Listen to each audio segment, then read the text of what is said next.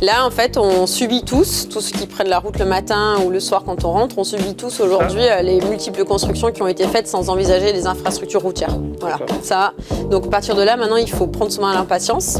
Et après, il y a des hérésies. Vous avez raison, la route qui mène au PEM de Bayargues, c'est une hérésie, elle est dangereuse au possible. Mais alors, je ne sais pas ce qu'on attend tant qu'il y a un mort. Là, on est dans un millefeuille administratif typique.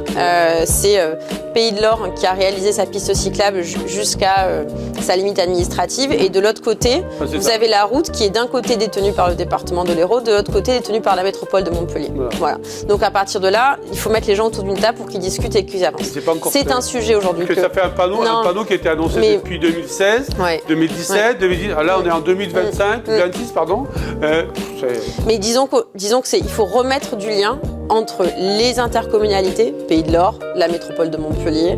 Il faut remettre du lien avec les collectivités qui sont le département et la région.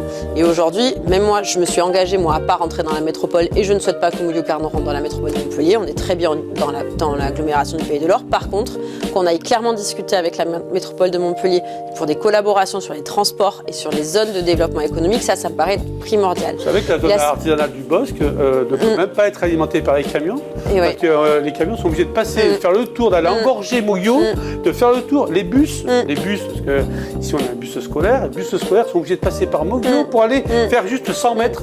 Et là, on est sur un sujet d'abord très intéressant, mais en plus on est sur un sujet où justement il faut aujourd'hui que les intercommunalités se parlent.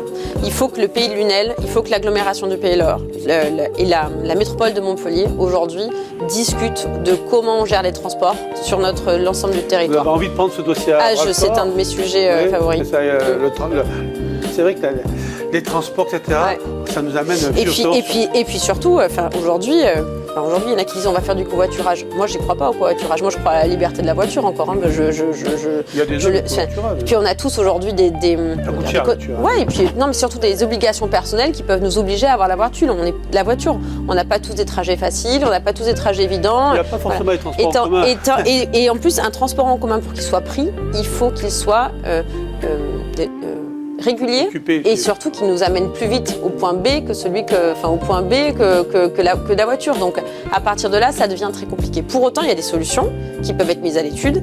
Il y a forcément une amélioration du transport avec la métropole de Montpellier à travailler, côté PEM de Bayargues, côté Odysseum. Et puis il y a aussi un transport nécessaire aujourd'hui, une ligne nécessaire qui est celle qui relie Moguio et Carnon.